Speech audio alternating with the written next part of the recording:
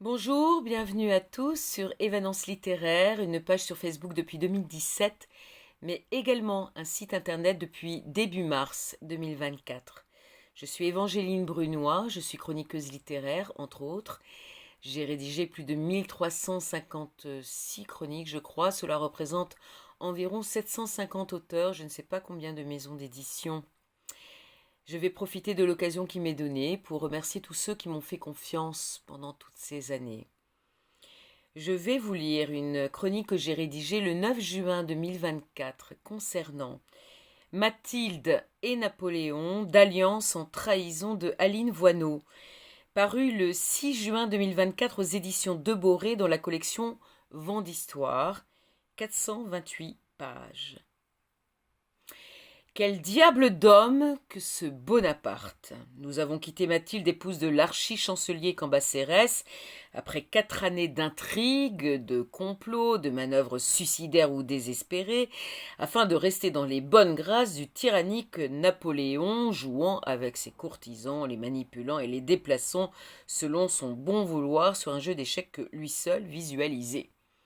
Mathilde a réussi à tirer son épingle du jeu malgré tout, sous surveillance de l'intrigant et inquiétant Fouché, bien mieux que Juliette Récamier, sa cousine, ou Germaine de Staël, toutes deux, incapables de cacher leur opinion et leurs critiques à l'encontre du dictateur.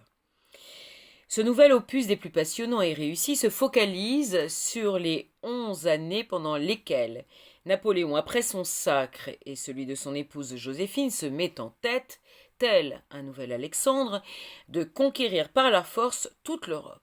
Dans un premier temps, ses fidèles compagnons depuis des années le suivent dans sa quête de gloire et de pouvoir, ses frères et sœurs également, mais, à être trop gourmand et trop tyrannique, il prend des risques et se met les dirigeants et monarques d'Europe ainsi que ses proches à dos. Extrait, Napoléon ne le savait pas encore, mais ce refus était l'œuvre de son ministre des Relations extérieures, qui jouait un double jeu. Talleyrand était convaincu que l'Europe ne pouvait être dominée par une seule puissance. Le continent deviendrait sinon le théâtre d'une guerre, capable de s'étendre au monde entier.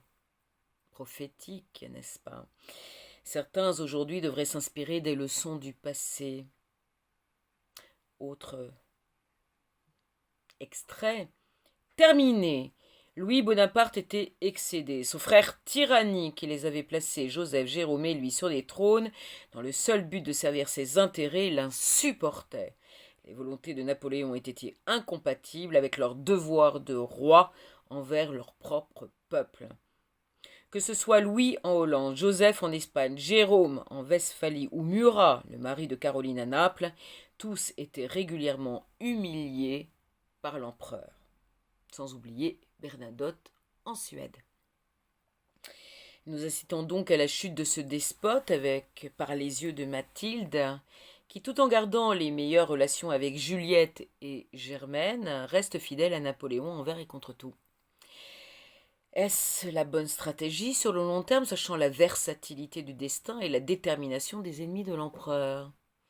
Celui-ci prend de plus en plus de risques au mépris des avertissements de sa garde rapprochée, au mépris de la vie de ses soldats, narcissique, incontrôlable, obsédé par la naissance d'un fils et la création de sa dynastie. Trop imbu de lui-même, il se fourvoie en Russie, sous-estimant cet adversaire déterminé. Les dernières lignes de ce roman historique fabuleux, somptueux, nous laissent sans voix, comme les contemporains de ce Bonaparte que l'on juge et en même temps admire pour sa capacité incroyable de résilience. Ce n'est pas un être ordinaire, mais un phénix. Attention, le retour de celui que tous pensaient à terre est annoncé, ainsi qu'un 3e opus. J'ai hâte. Voilà, vous pouvez donc découvrir la 4e de couverture et évidemment la biographie de l'autrice sur le site des éditions de Boré ou sur le site Évanence littéraire. Merci infiniment, je vous souhaite une très bonne lecture, une très bonne journée et à très bientôt. Au revoir.